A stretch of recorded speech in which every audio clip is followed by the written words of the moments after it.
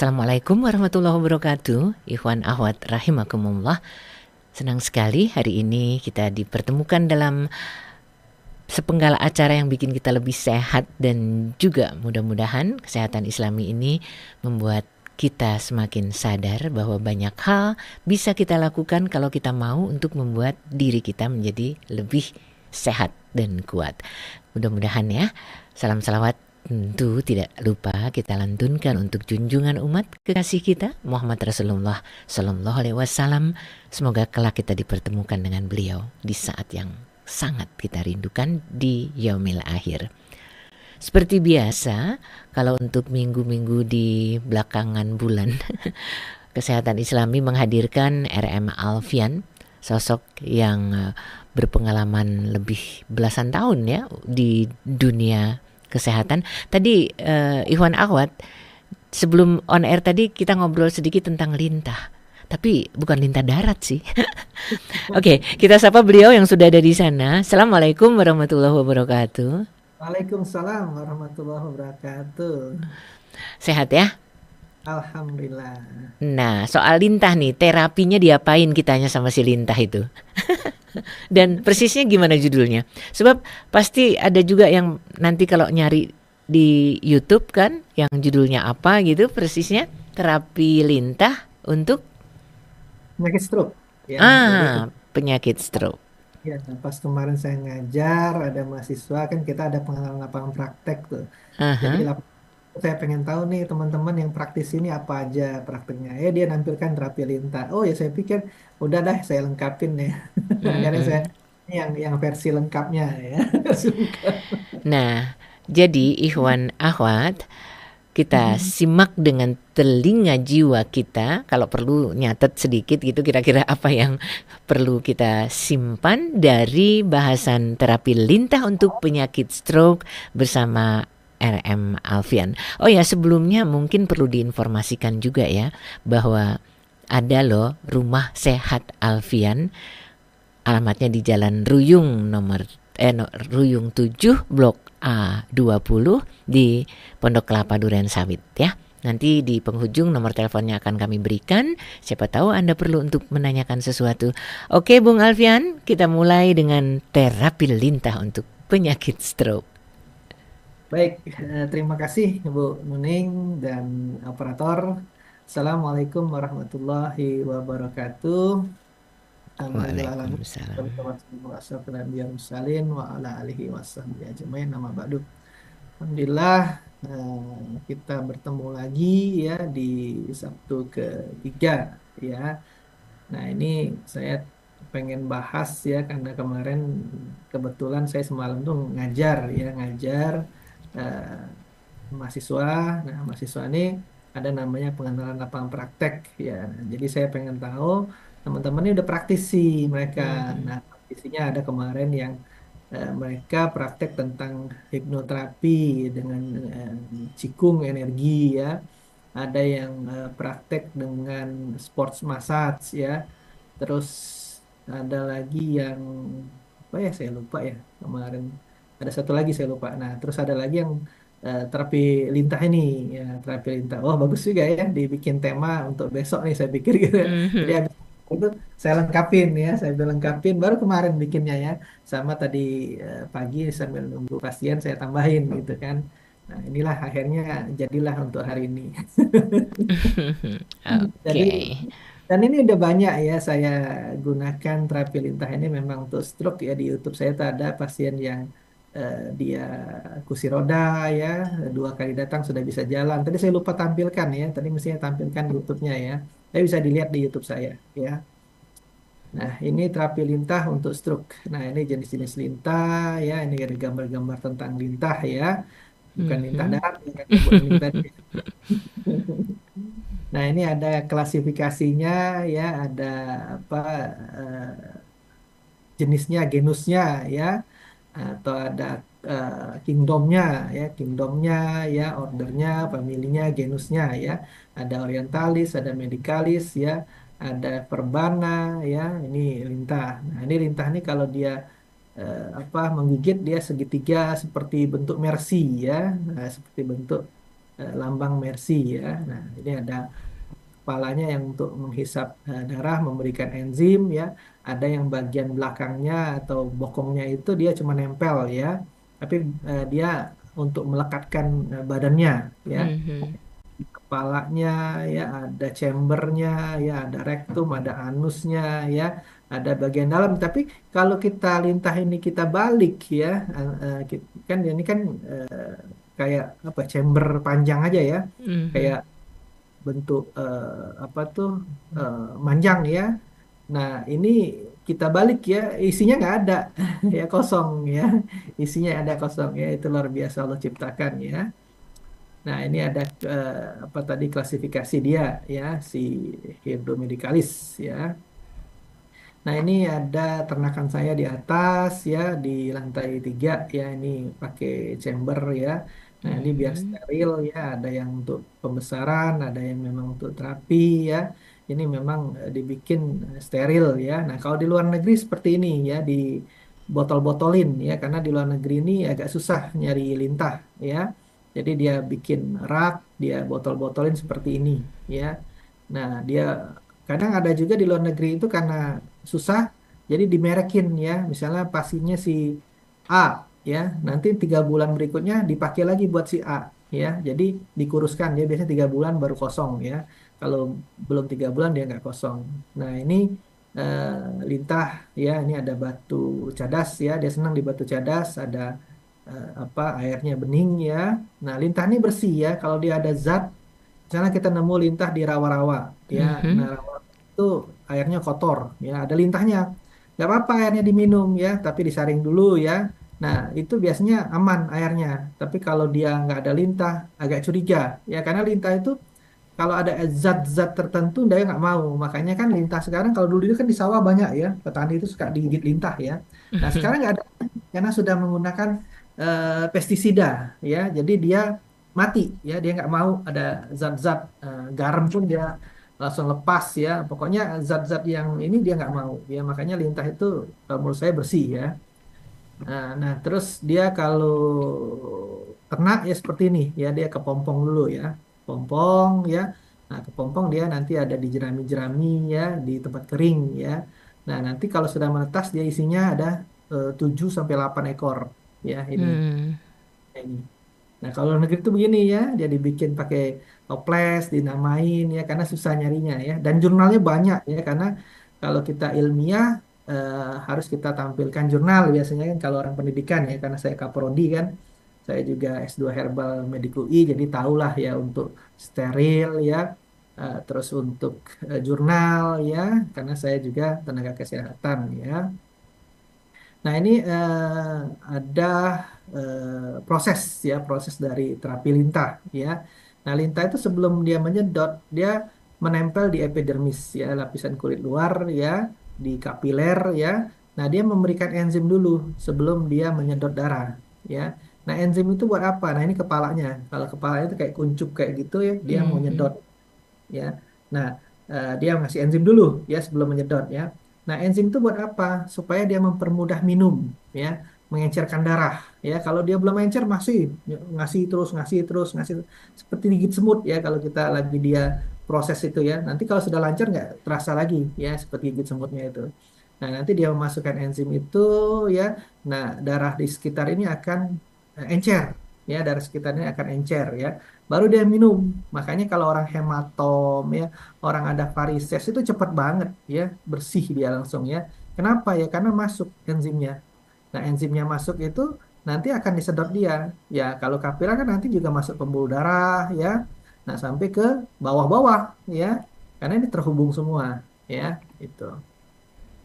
Nah, ini ada jurnal dari mana nih?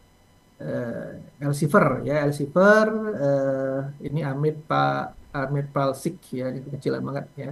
Nah ini ada dia memberitahukan enzim-enzimnya lintah ya. Ini saya besarin ya, ada hirudin ya, dia bisa menghambat blood koagulasi, jadi dia bisa mengencerkan darah, menghambat pengentalan darah. Nah ini yang kita perlukan enzimnya ini. Orang stroke kan coba tersumbat Mhm. kan, infak ya. Nah, bagaimana di share? Nah, itu ya. Terus ada kalin, ya, dia juga bisa menghambat bond koagulasi, ya.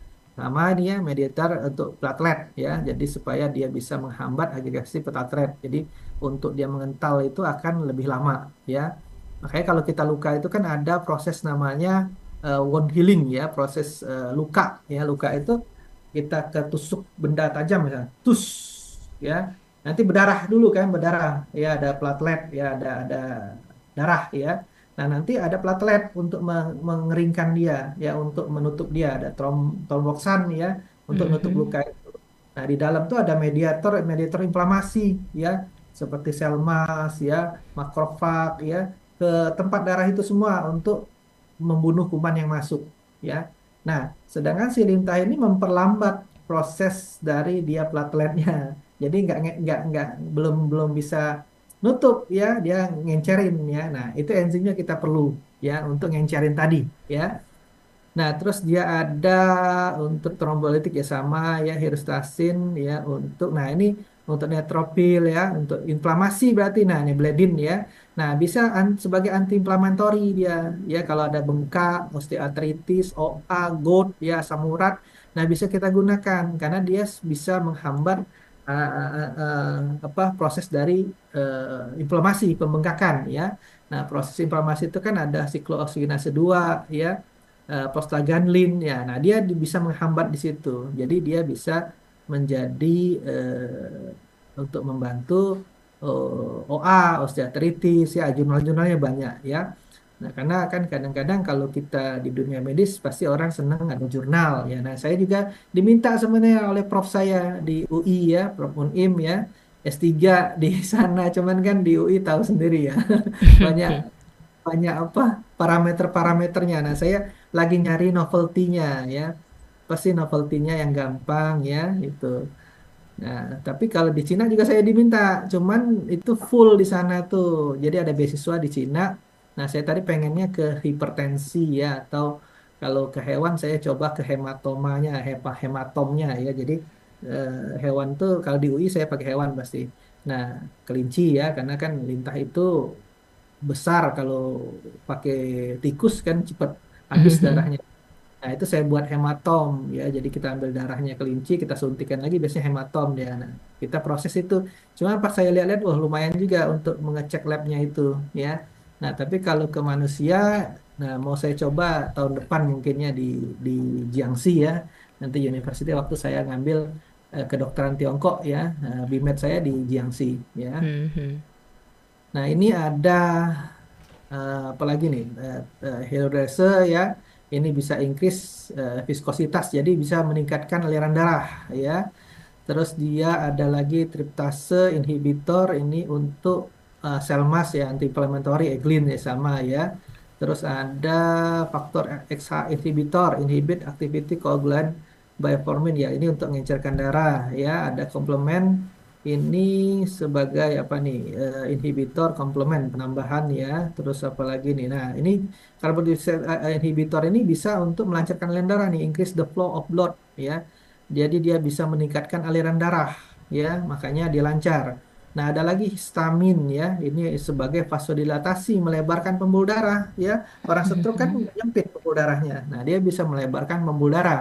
Nah, makanya kemarin saya pengen nyoba ke kasus hipertensi. Nah, hipertensi ini kan karena memang nggak diketahui, tapi banyak banyak apa proses, ya, misalnya dia naik kolesterolnya, ya, semakin umur, ya, terus ada diabetes misalnya, nah, itu kan menyempit pembuluh darah. Nah, dia vasokonstriksi, ya, darah itu kan harus memompa kuat. Nah, dengan vasodilatasi melebarkan pembuluh darah, tensinya pasti turun. Makanya orang-orang yang kita terapi lintah tensinya pasti turun. Ya, pertama volume Mhm. darah turun, tensi turun. Vasodilatasi melebarkan pembuluh darah turun juga. Sirkulasi darahnya lancar. Nah, itu, ya. Makanya berhubungan stroke sama tensi. Ya, kemarin saya udah kepikiran, nah, saya ngambil pasien hipertensi aja deh, gitu kan. Lagi cari novelty-nya karena S3 itu kan ada novelty-nya, ya, gitu. Mhm. Hmm. Nah, ini eh, ada juga tentang medical leads therapy, ya. Kenapa saya tampilkan jurnal, kan orang senangnya ada jurnalnya mana nih? Oh, ini Mhm. terapinya aneh nih, gitu kan, kata orang kan. Oh, terapinya abal-abal nih. Nah, ini kita belajar ilmiah, ya ilmiah. Makanya saya tampilkan. Nah, di sini ada dia bisa ya untuk trombosis dan venous disorder. Jadi ada masalah vena ya tadi saya bilang untuk varises ya. Nah, dia bisa ya untuk apa sunblood sirkulasi problem ya untuk permasalahan sirkulasi darah ya udah jelas ini ya di jurnalnya ya. Terus ada lagi effect of lipid metabolism and liver hyperlipidemia. Nah, ini karena kolesterol tinggi tapi pada tikus ya, ratnya tikus ya. Nah, jadi kasus-kasus hiperlipidemia, hiperlipidemia itu apa? Kolesterol yang tinggi, ya, trigliserid yang tinggi, LDL yang tinggi, HDL yang rendah. Ya, tapi ini diujikan ke tikus. Cuman saya kalau tikus kayaknya agak rentan habis darah. Mungkin dia cuma sekali atau dua kali ya. Mhm. Saya kemarin pikir kelinci nih, gitu kan. Nah, ini hiperlipidemia, ya, kita coba cek yang terakhir aja. Kebanyakan ini. Ya, dia bisa mana resultnya mana? Nah, ini ya LDL ya, terus bisa meningkatkan HDL ya, menurunkan level LDL ya, terus decrease level of ALT, AST ya pada liver. Nah, ini juga liver ya. Jadi bisa menurunkan kadar SGOT, SGPT ya. Nah, ini proteinnya ya, protein expression untuk kolesterol ya, HMG CR. Ini biasanya yang untuk kolesterol ya. Nah, ini dia bisa menghambat ya. The data indicated leads many affect the expression cut to fast and hypertrophic synthesis. Nah, untuk sintesis kolesterol ya, jelas ya. Jadi dia bisa mensintesis kolesterol dari apa tadi? Gen ekspresi ya AKAT2 fast ya HMG ini enzim ya. Nah, ini udah jelas ya. Sehingga dia bisa menurunkan kadar hiperlipidemia ya ini ya liver disease dan hiperlipidemia ya pada tikus ya udah jelas ya. Nah, kenapa saya jabarkan ini ya karena berhubungan dengan stroke ya. Nah, Mhm. stroke itu kan penyumbat kalau kita ngambil yang iskemik ya, bukan yang hemoragik ya. Stroke itu ada dua ya, ada yang hemoragik dan ada yang non hemoragik. Yang hemoragik itu yang pecah pembuluh darahnya ya. Tapi kalau yang non hemoragik itu iskemik. Iskemik itu kurang pasokan oksigen ke kepala ya akibat plak ya atau infak ya. Nyumbat, dia nyumbat ya. Mhm. Kan darah itu bawa nutrisi dan oksigen. Nah, semakin banyak nutrisi dan oksigen, semakin bagus. Makanya kan saya suka ngelintah di muka ya kan supaya muka saya sirkulasinya bagus ya, merah ya. Nah, Mhm. kalau umurnya sudah anak lima ya, itu mukanya masih oke Kayak lah 5 gitu. tahun. Salah. Jadi promosi ya. Ya memang kalau di luar negeri itu memang untuk kecantikan Bu Nuning. Jadi di luar Mhm. negeri untuk kecantikan di kita aja untuk penyakit. Ya itu karena lintah itu udah jelas ya malah di di Cina itu dia menggunakan sebagai oral ya untuk obat. Nah makanya kalau terapi lintah untuk apa hidup dia belum ada ya switch ya namanya kalau di Cina itu ya switchy apa switch saya lupa bahasanya itu ya, tulisannya ya. Nah itu di sana dikenal juga lintah itu digunakan tapi untuk obat untuk oral ya itu untuk dimakan ya. Nah, terapi lintas sebagai pelengkap pengobatan untuk memperbaiki sirkulasi ya, komplementer ya, pelengkap ya, jelas enzimnya jelas ya. Nah, tujuannya memahami kita ada tujuan memahami konsep terapi lintah dan manfaat pada penanganan stroke ya, menjelaskan persiapan sebelum terapi, menyebutkan kontraindikasi ya, harus. Nah, kemarin kan ada paparan mahasiswa, mana kontraindikasinya? Wah, ini nggak boleh ya karena kita punya SOP, saya bilang gitu kan. Nah, jadi ditambahkan kontraindikasi ya, makanya saya udah deh, saya bikin aja deh, nah gitu kan. Nah, terus resiko yang timbul apa, efek sampingnya apa ya, menjabarkan proses intervensi. Nah, bagaimana kita memulai terapi lintah ini dan tindak lanjutnya ya. Kan karena kita kan ada konseling ya, kalau kita sudah pasca terapi itu ada konseling. Ya, konseling itu eh, setelah pasca terapi apa keluhannya atau dia mau nanya, oh ini masih blooding atau apa ya, dia nanya ya, Mhm. paling penting ya. Nah, ini stroke, gangguan suplai darah ke otak ya tadi ya udah jelas ya akhirnya. rusaklah jaringan otak ya. Kalau misalnya dia sebelah kanan otaknya, gangguannya sebelah kiri ya, di bagian tubuhnya, hemipleginya biasanya. Kenapa? Karena ada traktus piramidalis ya, dia silang ya. Jadi kalau yang kanan kena, kiri yang anggota tubuhnya. Yang kiri kena otaknya, yang kanan tubuhnya ya. Jadi silang dia ya. Nah, tapi bagian-bagiannya ada banyak ya, otak tuh ada yang frontal, ada occipital ya untuk mata, bagian mata ya, temporal untuk bagian telinga pendengaran ya. Ada yang untuk gerak ya, ada parietal, ada frontal ya. Nah, itu ada bagian-bagiannya, ada lagi dalamnya ya. Jadi bagian otak tuh banyak ya, ada bagian-bagiannya ya. Tapi Mhm. kita jelaskan sana panjang banget kalau menjelaskan ke sana ya. Iya, iya. Nanti nggak selesai. Nah, terapi lintah, pemanfaatan lintah medikalis ya untuk menghisap darah, merangsang sirkulasi dan mengurangi bekuan darah ya karena enzimnya. Sebenarnya enzimnya yang kita butuhkan ya itu. Nah, banyak juga nanya, bagus bekam atau bagus fasdu kata orang. Nah, sebenarnya tujuannya kita apa? Ya kalau kita cuman untuk peremajaan sel darah ya nggak ada masalah, bekam sama fasdu. Fasdu itu sama kayak phlebektomi ya. Banyak orang melakukan phlebektomi tapi dibuang. Kalau kita donor darah kan diambil darahnya ya. Nah, itu Mhm. untuk peremajaan sel darah oke nggak masalah. Tapi kalau untuk pengobatan, nah lintah itu perlu enzimnya itu. Enzimnya itu yang penting ya, enzimnya yang penting ya. Itu.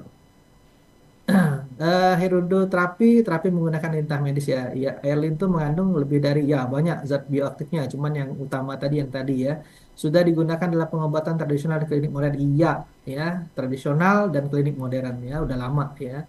Sejarahnya tuh ada, cuman nggak saya panjang ya sejarahnya.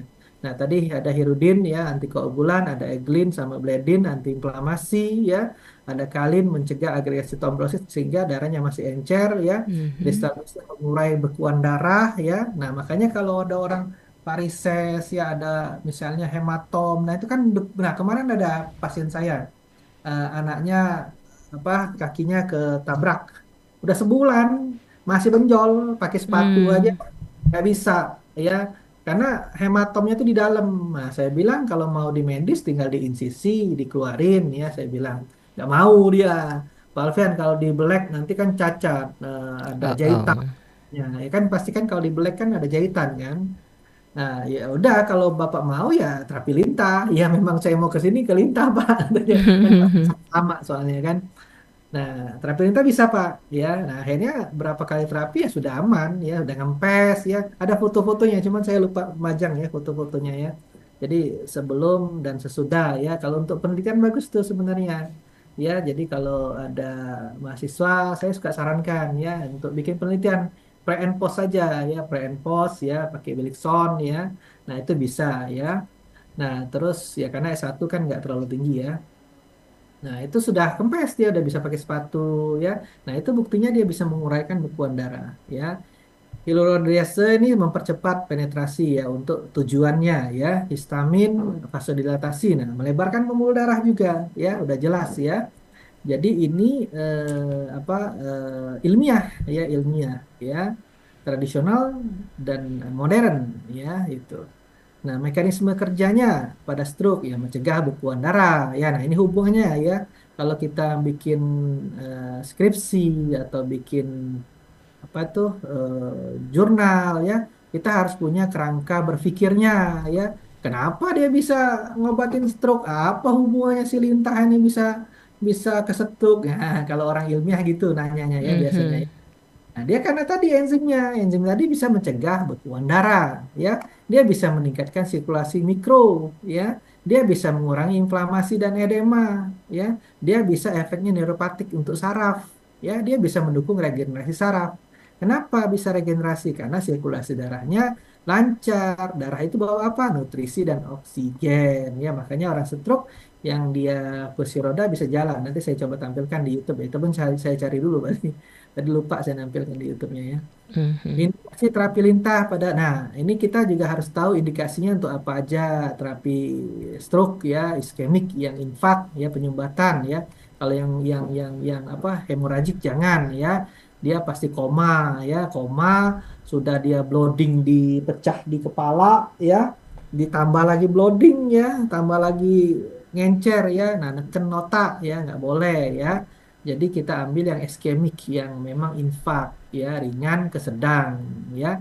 Nah makanya sebelum terapi itu kita punya punya apa tuh konsultasi dulu ya, anamnesa dulu, kita tanya ya adakah keluhan apa atau ada penyakit darah, anemia, ada hemofili. Nah itu kan pantangan-pantangan, nanti ada ya, kayaknya ada saya bikin tadi ya.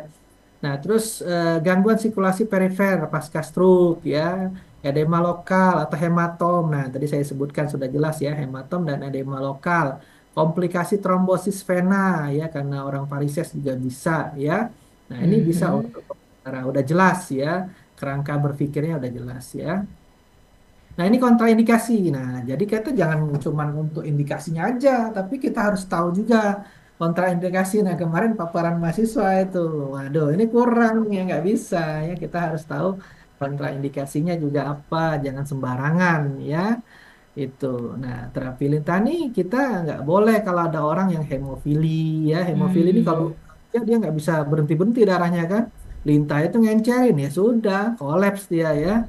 Ada trombositopenia yang trombositnya rendah, orang DBD jangan dilintah, tambah ini ya, talasemia, leukemia ya ini nggak boleh, anemia berat ya, datang orang pucet mukanya, tangannya pucet, kukunya pucet, konjungtivanya pucet, dilintah, ya udah pingsan dia ya, itu nggak boleh ya.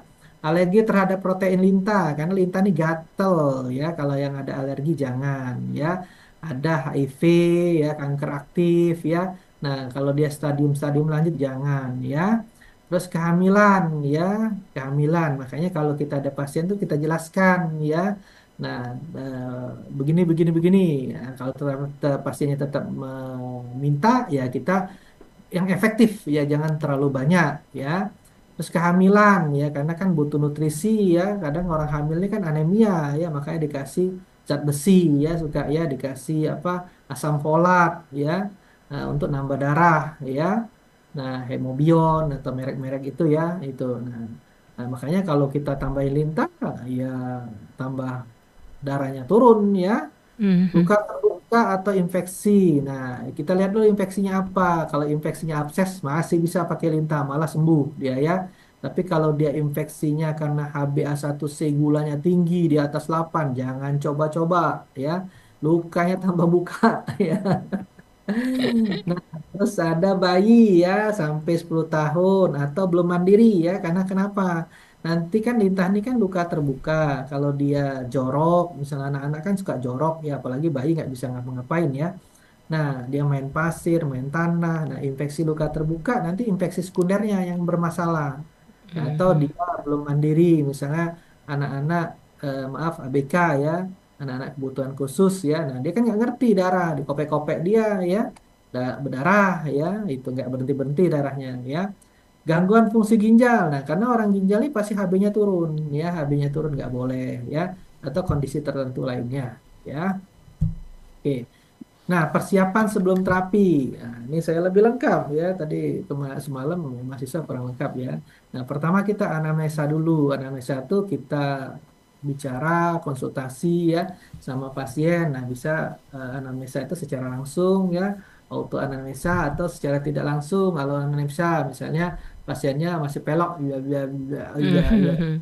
jelas ya. Nah, bisa kita minta tolong ke keluarganya, gimana, kapan, kena. Nah, tapi kita bisa juga ngetes, Bu, Ibu tinggal di mana? Misalnya kalau dia sudah bisa ngomong ya. Nah, kognitifnya juga terganggu kadang-kadang orang stroke tuh ya. Ah, di mana ya? Ibu ngapain sekarang? Di rumah. Nah, itu kognitifnya berarti terganggu ya. Ada atrofi biasanya di otaknya. Terus kita tanya lagi, Ibu anaknya berapa? Anak saya 5. Nah, berarti kan ada masalah kalau ya. Nah, itu juga kita cek ya. Jadi sambil dia kursi roda, lihat tangannya yang mana, yang spastik atau yang flaccid kan dua ada ya. Ada yang spastik, yang kaku ya, ada yang lemas ya. Nah, kita tanya, Bu, angkat dong, Bu, tangannya, Bu. Nah, kakinya angkat dong. Nah, nggak bisa angkat misalnya kan. Nah, itu menjadikan indikasi kita ya, maksudnya apa klinisnya ya. Jadi nanti setelah dia di terapi, minggu depan kita lihat perubahannya apa. Nah, itu sudah kelihatan nih ya. Boleh juga kalau dia mau nge-lab, mau apa, CT scan lagi boleh, nggak masalah. Cuman kan lumayan duitnya ya kalau CT scan ya, mending dia terapi daripada CT scan ya. Tapi kan biasanya kalau orang stroke itu sudah bawa CT scan awal ya. Nah, tapi kalau dia mau CT scan lagi boleh, nggak ada masalah ya. Nah, identifikasi jenis struknya tadi, kalau yang koma datang ke kita ya janganlah ya kompos mentis misalnya apa ya sudah koma ya atau delirium lah ya delirium ya. Kalau kita sudah nggak jelas ya jangan dirujuk ke Vaskes ya fasilitas kesehatan karena bukan wewenang kita kalau yang itu kita cari yang degeneratif aja degeneratif yang sudah kronis ya yang sudah lama itu aman ya. Nah, terus riwayat alergi ya karena fasilitas untuk yang orang koma itu kan harus rumah sakit ya. Mhm. Riwayat alergi atau gangguan koagulasi ya tadi ya sudah disebutkan ya nggak boleh ya orang-orang yang ada alergi atau ada masalah pembuluh darah tadi hemofili ya talasemi ya trombositnya rendah ya. Nah, pemeriksaan penunjang ya. Nah, biasanya orang stroke ini sudah bawa dia dari RS ya, biasanya respon ya. Ada pasien saya dari respon ya, dibawa ke sini ya ada MRI-nya, ada CT scan-nya. Nah, kita lihat penyumbatannya di mana itu butuh ya kita ya. Itu kita butuh karena kita melihat bagian mana yang kena ya, itu terus ada nggak afasia atau dia nggak bisa ngomong ya itu kita lihat ya. Ini darah lengkap ya, biasanya juga dia bawa ya apa kolesterol atau diabetes ya. Nah, terus ya biasanya ada lengkap ya, sudah bawa persiapan ya pasien ya. Nah, kita edukasi dulu ya, Bu. Nanti pas kali minta pasti akan blooding, masih keluar darah ya. Kalau Ibu mau kita lanjut ya. Nah, karena lintah ini ngencerkan darah, nanti setelahnya itu ibu harus tutup gunakan bubuk ini supaya dia cepat berhenti. Enzimnya sedikit gatel. Nah, kita jelaskan ya. Nah, terus kita suruh bikin inform consent ya. Kita bikin inform consent untuk dilihat tanda tangan. Inform consent itu kesediaan pasien. Nah, itu paling penting ya, kesediaan pasien. Jadi kalau pasien nggak bersedia jangan dipaksakan ya. Jadi kita bikin inform consent, ibu, kita prosedurnya begini, begini, begini. Kalau ibu bersedia, silakan tanda tangan ya. Nah, itu ya. Hentikan pengencer darah ya. Kalau memang dia terlalu banyak makan pengencer darah, ya kurangin aja ya. Karena orang stroke itu biasa pakai pengencer darah, orang jantung juga pengencer darah ya. Nah, itu kurangin dosisnya, misalnya aspilatnya atau Plavixnya atau capridogernya ya. Nah, itu kurangin dosis ya, karena lebih lama encer. Tapi nggak apa-apa kalau misalnya dia tetap nggak apa-apa, tapi encernya lebih encer ya, lebih lama ya itu. Nah, dosisnya aja, lintahnya dosisnya, jangan banyak lintahnya ya, lintahnya yang efektif aja ya, jangan banyak-banyak ya, nanti bloodingnya lama ya. Nah, terus persiapan alat, ya ada lintah medis tadi ya, medikalis yang steril ya, antiseptik kalau kita perlukan, sarung tangan, lancet, kapas ya, pokoknya dan lain-lain ya. Itu banyak ya prosedurnya ya. Nah, indikasi untuk pasien tadi ya, yang stroke, iskemik, ringan sedang, jumlah lintah bisa 2 sampai 4 ekor per sesi ya. Bisa kita letakkan di leher, kepala belakang, atau kepala atas, kepala samping ya, anggota tubuh yang lumpuh ya. Tapi kita lihat dulu ya, kita perlunya di mana. Dulu pernah ada pasien saya tuh dia koma ya, koma, tapi bukan karena pecah pembuluh darah ya, karena infak tapi mungkin ada gangguan di saraf otaknya ya. Nah, dia ngubungin saya. Ya ternyata tetangga ya dia lihat dari apa website ya. Udah saya datangin ya. Jadi makan aja pakai NGT dia pakai selang, Mhm. terus kita kasih cuma satu lintah itu. Ya, saya lihat perkembangannya tangannya udah belum gerak-gerak ya, belum bisa ngangkat ya. Sudah bisa ngangkat baru saya tambah jumlahnya ya, kita lihat juga sampai sekarang udah bisa jalan ya. Sekarang tiap pagi lewat sini ya. Kalau ketemu Mhm. ada videonya di YouTube saya juga ada ya. Nah, ini kalau saya seminggu sekali ya, tapi tergantung HB, tergantung juga kondisi pasien ya. Monitoring ya HB pasti ya infeksi, tekanan darahnya kita harus monitoring ya.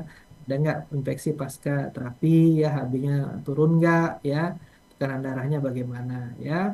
Nah, ini ada prosedurnya ya, mau kita intervensi ya posisi pasien dalam keadaan rileks ya, boleh duduk ya, boleh tiduran ya, tergantung letaknya.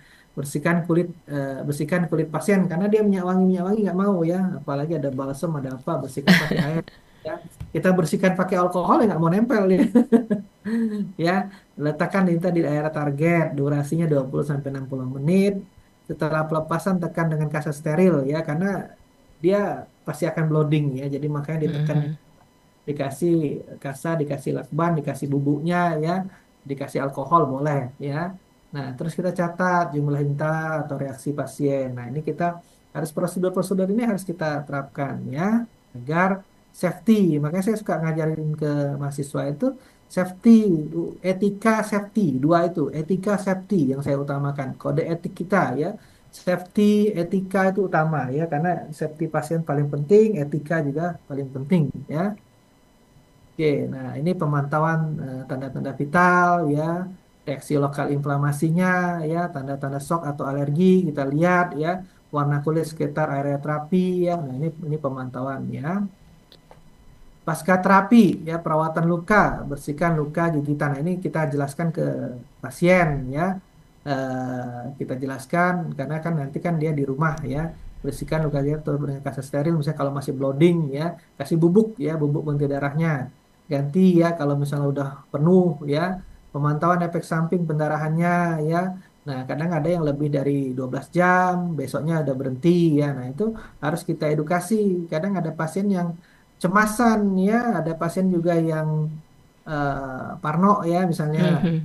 oh ya gimana gitu ya. Nah, itu kita harus jelaskan. Ada juga yang beli kan dengan lintangan, aduh, aduh, teriak-teriak ya pas sudah dia sudah tahu efeknya minta banyak. Itu banyak pasien ya. Jadi dia sudah ngerasakan enak, ngerasakan nyaman ya. Nah, infeksi lokal ya, reaksi alerginya ya, edukasi ya, jangan menggaruk. Nah, kan gatel lintah tuh. Nah, saya juga barusan dilintah nih 2 hari kemarin ya, karena saya setiap Mhm. nah, masih gatel ya. Nah, kalau dia garuk kan luka lagi yang sudah nutup tadi ya. Ada keropengnya tadi kegaruk luka lagi ya. Nah, kita lihat tanda-tanda infeksi ada nggak, lapor jika ada demam berarti ada infeksi ya. Kita lihat ya dipantau. Tapi kalau kita sudah steril, sudah kita ikuti prosedur, insya Allah sih aman ya. Saya udah 15 tahun praktek udah aman ya. Nah, keuntungan terapi lintah apa? Ya, udah jelas ya tadi melancarkan aliran darah sehingga sirkulasi darah lancar. Mengurangi bekuan ya, pastikan karena dia tadi bisa inhibit plasmin ya, tromboksan ya, dia bisa mengencerkan darah jadi mengurangi bekuan. Ada edema ya, kempesin ya. Efek antiinflamasi ya, peradangan, rehabilitasi non-invasif pendukung iya ya, perbaikan fungsi motorik dan sensorik ya udah pasti kalau otaknya udah beres, pasti motoriknya juga beres ya. Nah, Mhm. orang banyak pikir ke motorik terus ya, padahal sensorik dari kepalanya itu paling penting ya. Dia nerima rangsangan, mau ngambil benda kan dari sensorik dulu. Mata kita masuk ke otak, diolah, baru kita ngambil ya kan. Nah, kalau dia prosesornya bermasalah, otaknya bermasalah ya nggak bisa. Nah, otaknya dulu selesaikan, baru kita urusin motoriknya. Misalnya kita fisioterapi boleh ya, karena saya juga fisioterapi ya. Nah, Mhm. kita kuatkan ototnya atau ROM-nya kita tingkatkan ya boleh ya. Mau pakai akupuntur, mau pakai apa boleh ya. Atau TENS ya, kita diajarkan kalau di fisioterapi ya, menurunkan resiko pengumpalan ulang ya.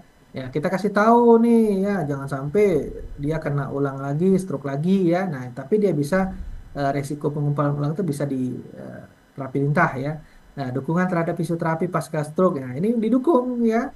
Nah, makanya saya bikin ada rehabilitasi kecil ya, ada ruang moksa ya, itu kita untuk sirkulasi darahnya ya. Nah, terus kita ajarkan dia untuk apa, misalnya fleksi, ekstensi ya, endurance ya kita tingkatkan untuk kekuatan ototnya ya, isometrik ya, dia sampai nahan sesuatu ya. Nah, baru kita kekuatan ya, naikkan kekuatan MMT-nya ya, muscle ototnya ya. Tuh. Nah, resiko efek samping. Nah, kita jelaskan tadi, oh Bu, nanti habis pasca dinta pasti blooding ya, jangan cemas ya. Ada infeksi lokal misalnya, nah hati-hati Ibu harus steril, jangan sampai terbuka, ditutup ya. Kalau ada gatal-gatal, Ibu kasih ini aja ya, misalnya kita kasih Mhm. tahu ya. Nah, bekas luka permanen jarang biasanya, cuman dia yang hitam ya. Tapi kalau yang sensitif biasanya ada scar ya, karena namanya luka ya pasti ada scar ya. Perfusi jaringan cerebral tidak efektif, iya ya. Risiko pendarahan, iya. Ansietas terhadap ya takut ya, apa dia cemas kan karena ada lintah ya. Makanya saya suka bercanda ya daripada lintah darah. Ya, ya saya suka bercanda orangnya ya. Nah, nyeri akut ya pastilah ya ada kegigit-gigit kayak semut ya itu agak agak berasa ya. Nah, hasil yang diharapkan ya pasti fungsi motorik sensorik, menurunkan risiko pengumpulan darah, dukungan terhadap peserta pasca stroke ya tadi sudah sebutkan ya. Nah, ini ada kutipan yang tradisional Islam ya, ada Ibnu Sina itu buka ada ya lintah bisa mengeluarkan darah rusak dari tempatan sumbatan, ada Asyuyuti ya, lintah menjangkau tempat yang tidak dapat dicapai bekam ya, karena bekam botakin kepala, nah lintah nggak perlu ya. Juga jurnal tentang efektif lead therapy, instruk rehabilitasi ya, Journal of Complementary Medicine 2022. Ya, ada tadi juga sudah saya sebutkan ya. Nah, kesimpulannya apa? Ya, terapi lintah ya karena kita udah jelas tadi enzimnya, mekanisme kerjanya ya. Nah, terapi lintah bisa menjadi alternatif terapi komplementer pelengkap dalam stroke iskemik ya. Penting dilakukan oleh tenaga profesional dan sesuai indikasi medis ya. Memerlukan persiapan dan monitoring ketat untuk keamanan pasien ya. Oh, selesai. Selesai di bumi. Masya Allah. Jadi Ikhwan Ahwat keren banget bicara soal lintah darat. Salah, soal terapi lintah yang pasti lintah tuh nggak mau yang harum-harum tadi ya. Hidup Ya, dalam oh kondisi ya. yang steril sekali. Nah, Mungkin lebih steril daripada pikiran dan hati kita. Tapi baiklah, sebelum kita lanjutkan dengan beberapa pertanyaan yang sudah dikirim, kita jeda terlebih dahulu sejenak. Sebab siapa tahu ada yang perlu ke belakang. Oke, oke. kita kembali sesudah jeda berikut.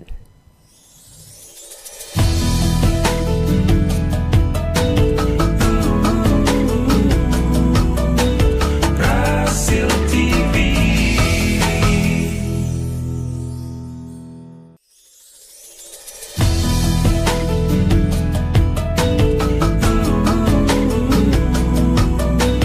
Brasil TV.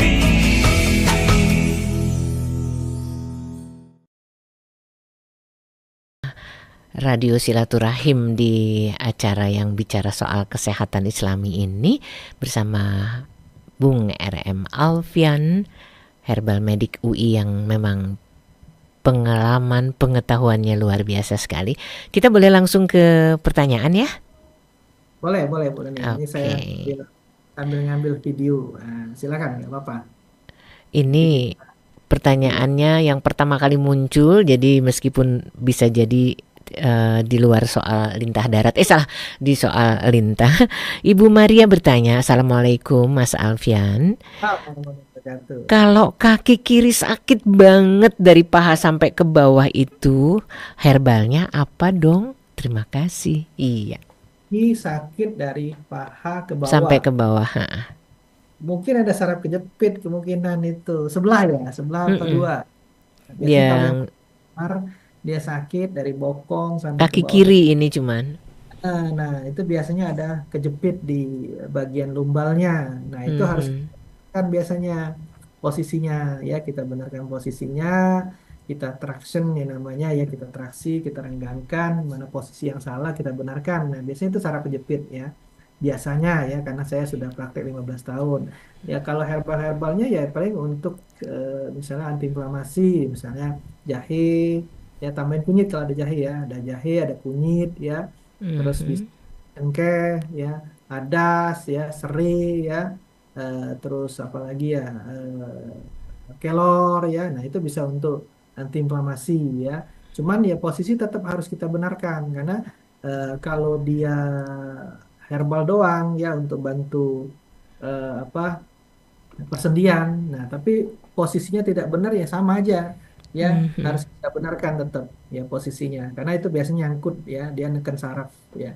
Nah, neken saraf itu yang sensasi jadi nyeri ya, nggak nyaman ya. Di YouTube saya tuh banyak ya yang miring-miring datang ya itu ada ya. Tapi kita nggak bahas itu.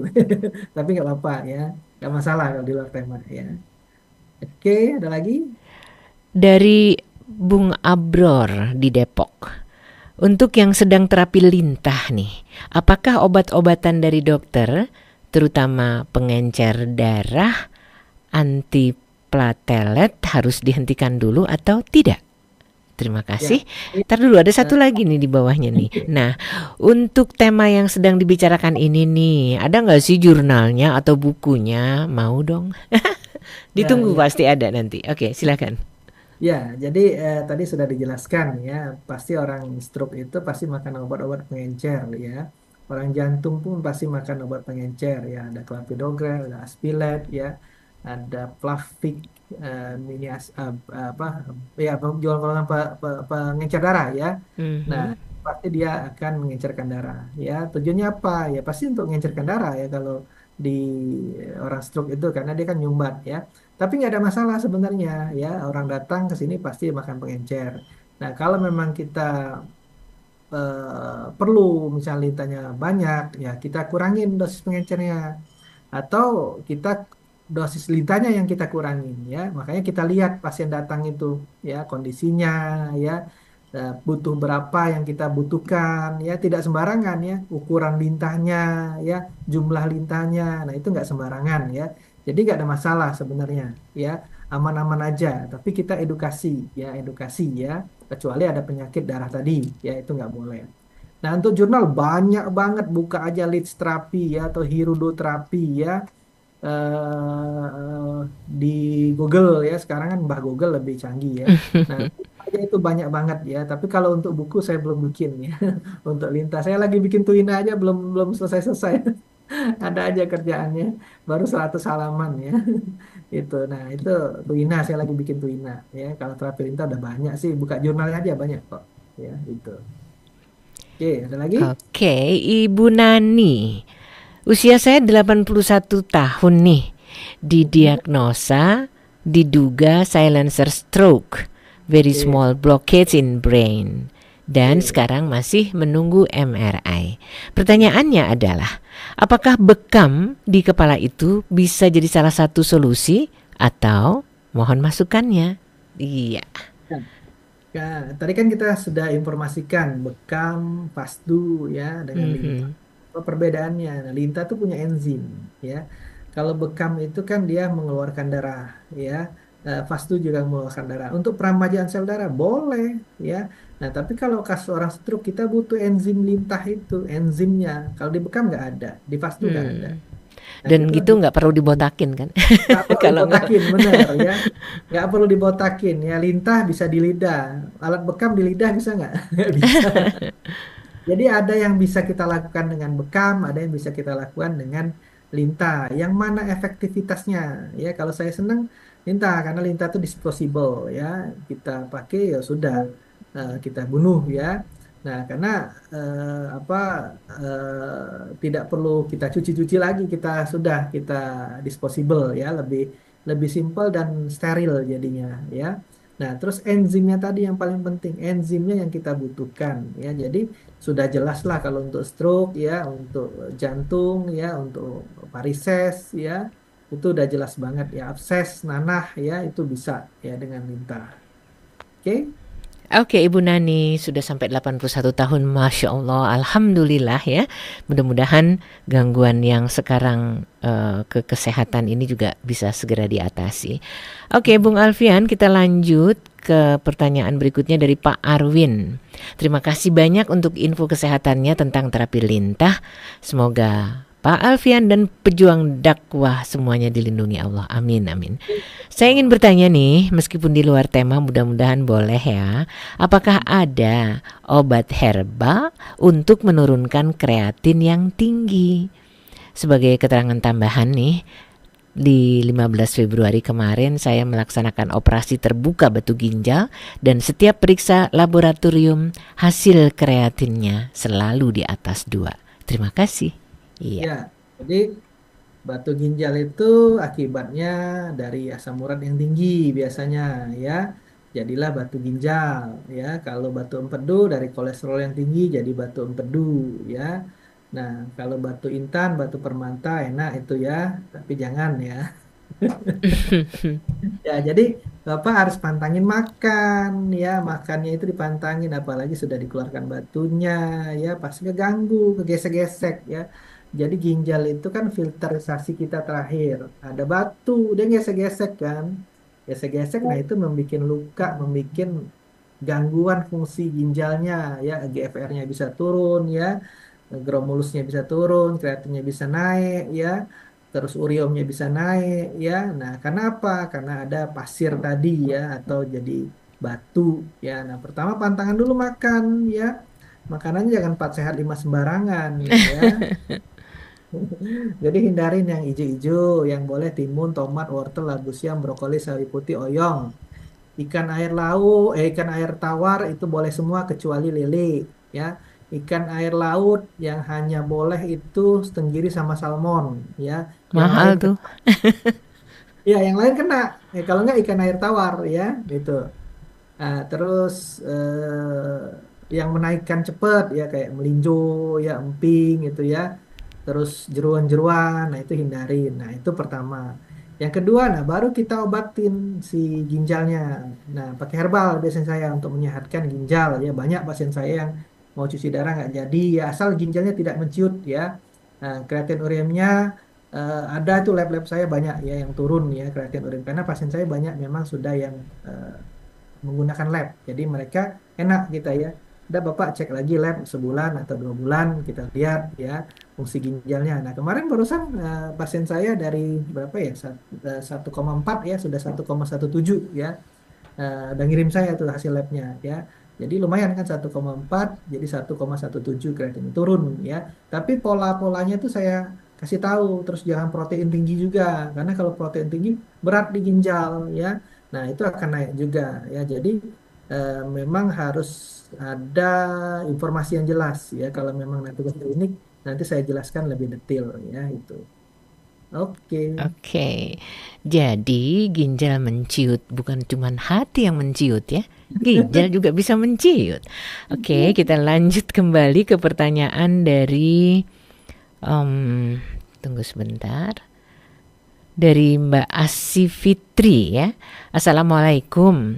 Mau tanya nih Pak Alfian, kalau sakit sendi, kaku karena asam urat itu tadi, apa bisa menggunakan lintah untuk terapi? Iya. Ya, jadi pertama ya kalau kita sudah tahu persendian kita kaku, ya jari-jari tangan, lutut, ya biasanya asam urat udah jelas, ya. Asam urat tuh pasti persendian, ya.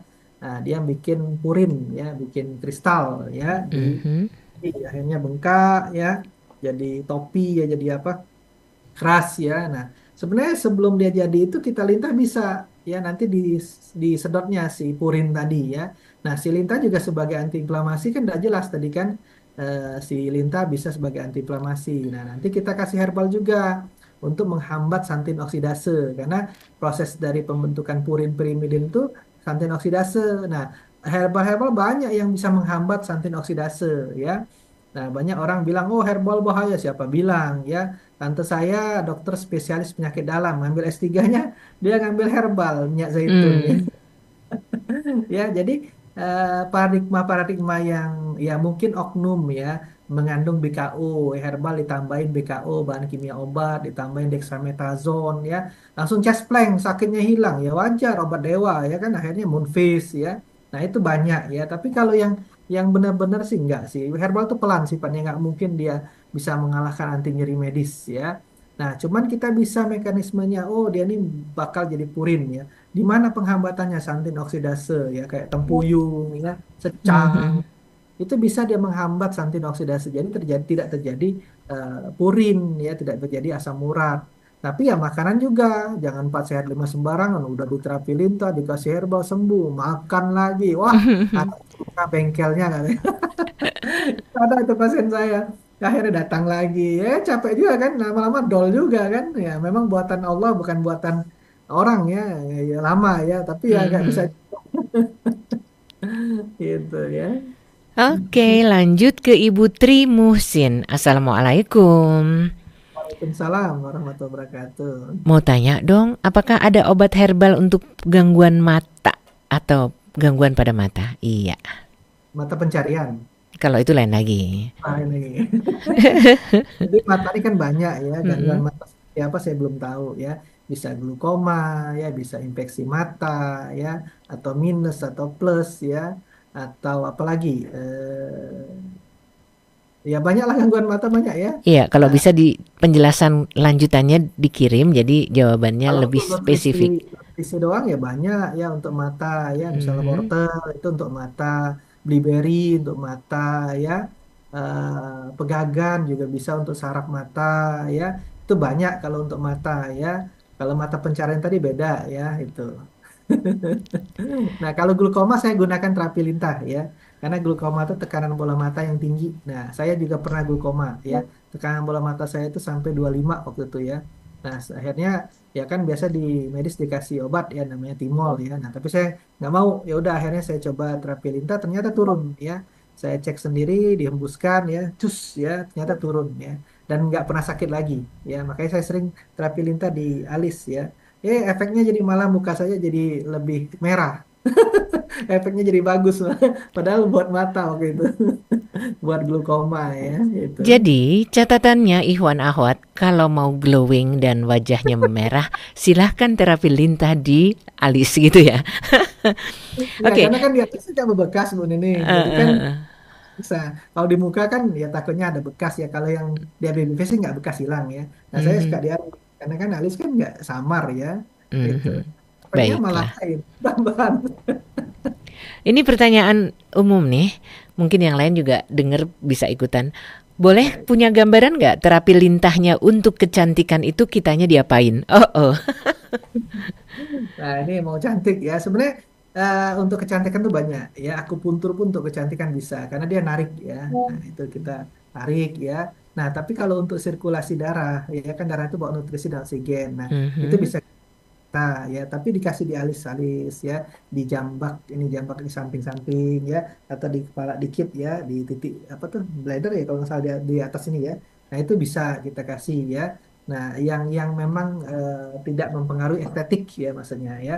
Nah, tujuannya untuk sirkulasi darah ya. Tapi kalau untuk mengencangkan ya pakai akupuntur ya, ditarik mhm. ya, ditarik. Nah, itu dia akan apa ngangkat ya itu.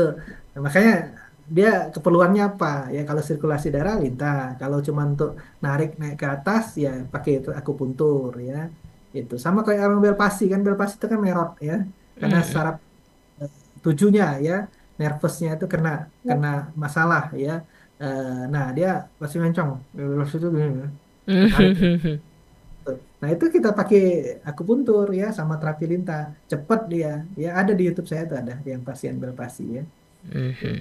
Oke, paling tidak sedikitnya kalau dibuat seperti apa yang tadi Pak Alfian lakukan, wajahnya jadi segar, kemerahan itu dengan terapi lintah di alis.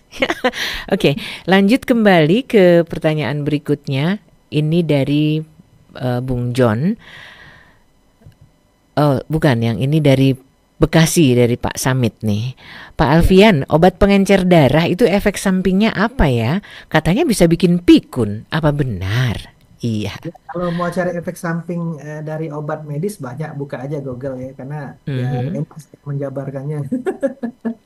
Ya, jadi kalau efek samping itu banyak kok sekarang di Google tuh paling lengkap ya. Buka aja efek samping obat apa, pasti keluar dia. Nanti Bapak tinggal baca aja ya. Ya namanya sintesis itu pasti ada efek samping jangka panjang ya. Nah makanya kita tuh pantangan makan ya. Terus kita ada terapi-terapi yang aman lah, maksudnya kayak terapi lintah, kita encerkan darah ya, herbal kan banyak yang misalnya untuk menurunkan tensi atau untuk mengencerkan darah. Bawang putih itu mengencerkan darah ya, jahe mengencerkan darah ya. Terus apalagi daun dewa, sambung nyawa, sembung ya, nah itu mengencerkan darah ya. Banyak yang alternatif lain ya, yang untuk kita gunakan harian karena herbal aman ya. Nah kalau misalnya kita ekstrak baru hati-hati ya, kalau untuk rebusan-rebusan masih aman lah ya.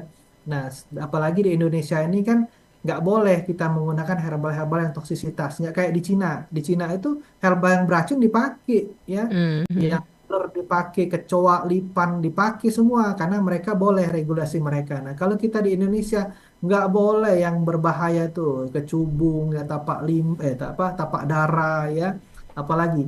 Pokoknya di Indonesia tuh lebih safety ya, karena kita tuh harus, kalau kita penelitian itu toksisitas dulu ya, toksisitas itu paling penting ya.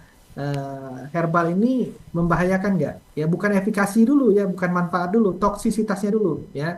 Jadi herbal-herbal Indonesia insya Allah aman kalau menurut Aman. saya. Mhm. Kita toksisitas dulu, baru efikasi manfaatnya ya itu. Siap. Ini dari Ibu Hati. Assalamualaikum. Waalaikumsalam Umur warahmatullahi wabarakatuh. saya 40 tahun, berat badan 65 kilogram. Lutut tuh kalau pertama kali menekuk, kenapa nyeri ya? Seperti kalau mau duduk tahiyat itu. Tapi pertama kali saja, lama-lama hilang nyerinya. Kalau lagi awal saja itu, ketika ditekuk baru terasa nyeri. Tinggi badannya, Lututnya baru tinggi ditekuk badan, pertama. tinggi badan, tinggi badan. Tinggi badannya nggak disebut, cuman umur sama berat badan. Ya, kalau misalnya obes ya turunkan berat badan. Kalau kemungkinan OA ya, osteoartritis Oh, degeneratif. kalau 65 kilogram itu standar tingginya 150 ya. 150 obes. Masih kebanyakan, harusnya 160.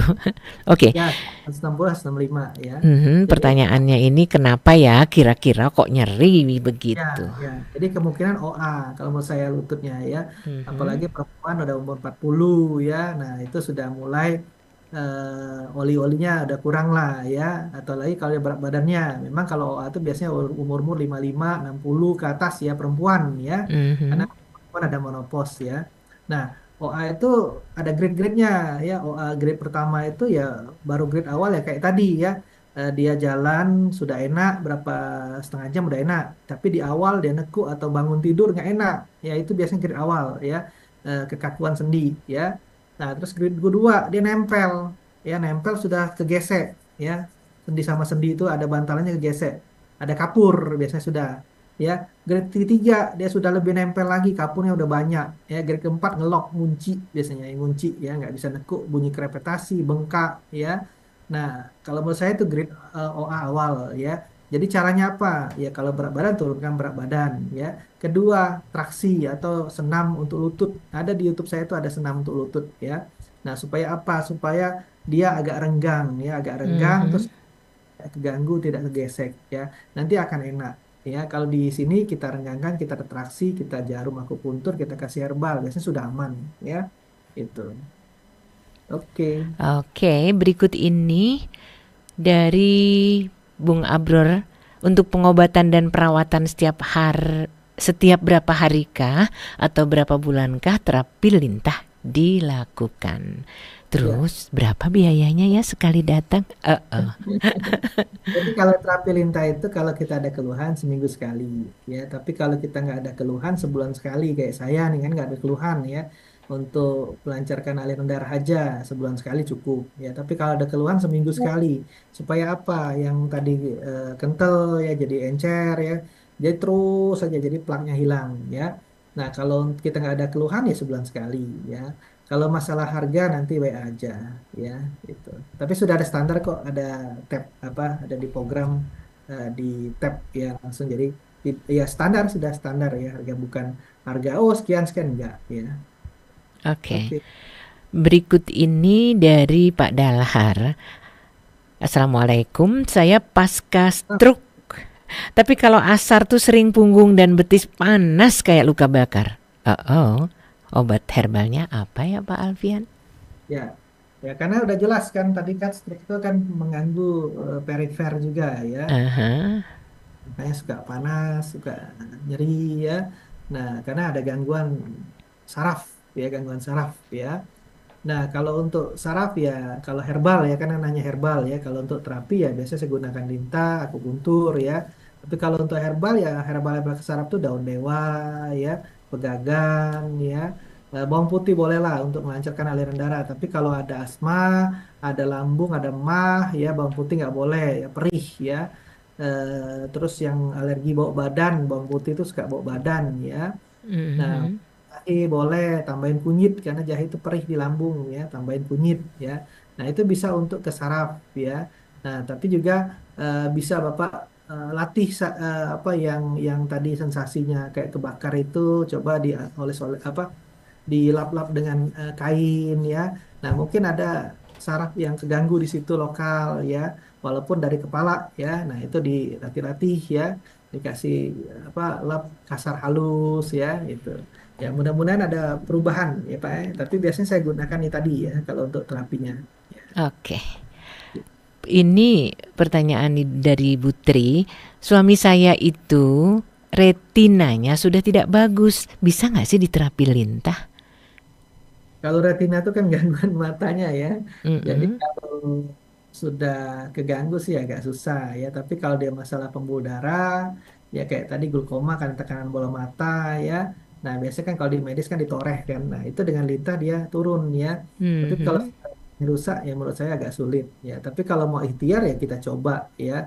Karena kalau memang tidak ada solusi di medis ya kita coba aja ya kalau tidak ada solusi. Tapi kalau ke retina ya menurut saya sih sulit ya gitu. Karena saya juga tidak menangani pasien seperti itu ya. Oke, ini keterangan tambahannya dari dokter mata itu retinitis pigmentosa. Mudah-mudahan ada obatnya. Oke. Ya, kalau misalnya pengen konsultasi lebih lanjut boleh ya nanti kita coba Mhm. biar nanti data-data dibawa labnya apa ya hasil pemeriksaannya apa nanti coba kita cek ya gitu. Kita sudah di penghujung. Ada satu lagi nih Pak Alfian. Herbal untuk kornea mata karena mata saya ada kekeruhan yang mengakibatkan pandangan jadi buram. Terhalang oleh kekeruhan tersebut apa ya? Ini apa katarak maksudnya. Nggak ditulis, aku nggak tahu. Ya, kalau katarak tuh memang biasanya di spesialis mata ya dibersihkan kayak wiper mobil itu ya, Buramnya ini ya. Mhm. warnanya itu ya. Nah, tapi kalau untuk matanya belum buram ya kalau kayak saya senang tuh pakai zam-zam ya. Zam-zam tuh enak ya kalau ke mata ya. Mungkin karena dia pH-nya alkali ya. Mhm. Nah, itu ke mata tuh enak. Jadi kalau Dibuat saya dirambang ditetes, gitu di ditetesin, mata. Iya, ditetesin. ditetes Jadi dirambang. saya punya apa dulu istri beli kayak besar ya ukurannya. Nah, dia bisa untuk netes dulu tuh untuk apa ya waktu itu ya. Nah, itu saya badahin zam-zam. Jadi kalau setiap saya ini saya tetesin ya itu. Tapi yang steril maksudnya steril ya. Tapi selama ini sudah saya gunakan lama ya zam-zam tuh belasan tahun juga ya aman-aman aja Mhm. ya. Alhamdulillah ya. Ya, tapi nggak tahu kalau dunia lain ya kadang-kadang nggak ya. Tapi kalau menurut saya sih zam-zam tuh bagus ya dan dia tidak apa airnya tidak habis-habis ya dan memang sudah jelas ya alkalinya ya basanya itu bagus banget ya. Nah, saya suka Iya. tetes zam-zam ya kalau ada zam. Jadi Ya. kalau kita dapat oleh-oleh yang baru pulang haji air zam-zam jangan diminum. Buat tetes mata aja biar awet. Minum tidak boleh. Iya, kalau Makanya dapatnya cuma sebotol kecil kan sayang. ya ya. Oke, kita rangkum bahasan kita terkait dengan kesehatan Islami kali ini karena kita sudah di penghujung acara. Silakan. Oke, terima kasih. Ya, kita tadi bicaranya tentang terapi lintah untuk stroke ya. Jadi stroke itu kita udah tahu ya masalahnya ada yang hemoragik dan non hemoragik. Tapi yang kita tanganin yang non hemoragik, yang iskemik atau infak ya yang penyumbatan ya. Nah, karena penyumbatan udah jelas kan ada yang tersumbat, aliran darahnya nggak lancar, ada pengentalan darah, ya ada pasokan oksigen yang nggak ke saraf otak. Nah, caranya apa ya? Tadi kita sudah jabarkan jurnal ya ilmiahnya ya. Nah, lintah itu punya enzim. Ya, enzim itu bisa mengencerkan darah ya, bisa antiinflamasi ya, bisa melebarkan pembuluh darah ya. Nah, bisa menghambat blood koagulasi. Jadi udah jelas ya arahnya kemana udah jelas. Nah, bisa kita intervensi dengan lintah ya. Karena jelas banget lintah itu ya. Jadi di Google saya, di YouTube saya tuh ada pasien-pasien yang stroke yang dari nggak bisa jalan jadi jalan ya. Nah, kenapa? Karena udah jelas ya intervensinya dan arahnya ya ilmiahnya ya. Nah, kita tambahkan dengan herbal. Biasanya saya memang pasien tuh pasti ada herbal untuk dalamnya ya misalnya kolesterol tinggi kita tambahin juga ya walaupun tadi lintah bisa untuk hiperlipidemia juga bisa untuk fungsi hati juga ya kalau di jurnal tadi ya, ya. Nah cuma saya tambahkan lagi dengan herbal nah jadi udah jelas banget ya karena enzimnya yang kita butuhkan ya. Saya pun sebulan sekali ngelintah ya untuk apa? Untuk peremajaan sel darah, untuk sirkulasi darah. Ya intinya itu ya. Mungkin itu saja Bu Nuning ya. Oke, terima kasih banyak Bung Alfian. Jadi Ikhwan Akhwat, yang jelas kalau untuk tensi biar normal, tadi kita dengar ya, kolesterol aman, pembuluh darah nggak sampai pecah-pecah, kemudian otak juga nggak kekurangan oksigen, ditambah mau bikin wajah glowing, kemerahan, cobalah dengan terapi lintah. Yang jelas, lintah itu hidup, tumbuh, berkembang di tempat yang steril. Beda sekali dengan lintah darat. Oke, sampai di sini terima kasih sekali. Untuk yang ngirim pertanyaan telat, maaf banget. Next time mungkin bisa dibahas Kalau apa lagi ya. nanti di WhatsApp aja ke saya. Oke, di WhatsApp. Baiklah. Mudah-mudahan kita juga tidak mengalami ginjal yang mencut. Tapi doanya satu lagi, hati nggak mencut juga. Terima kasih Pak Alfian, dan terima kasih untuk yang sudah menyebarluaskan siaran kesehatan Islami kali ini dari radio-radio di daerah. Billahi taufiq wal hidayah. Wassalamualaikum warahmatullahi wabarakatuh.